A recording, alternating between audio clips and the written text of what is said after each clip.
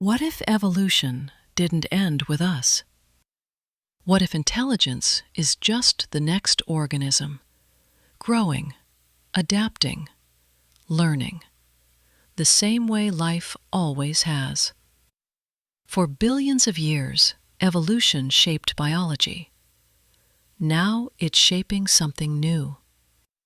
Evolution has always followed one rule: whatever learns fastest survives. Life adapted through trial and error. But now something learns faster than biology ever could. When we taught machines to learn, we created the first non-biological species capable of evolving at digital speed. Not in generations, but in milliseconds. Biology evolves through DNA. AI evolves through information. One is slow and fragile. The other is instant and infinite.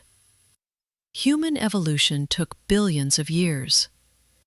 AI evolution is measured in updates. Every improvement becomes the foundation for the next.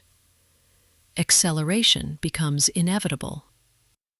But this isn't a takeover. It's a merge. Humans create meaning. AI amplifies it. Together, we evolve faster than either could alone. For the first time in history, our tools are becoming partners, not replacing us, but extending what it means to be human.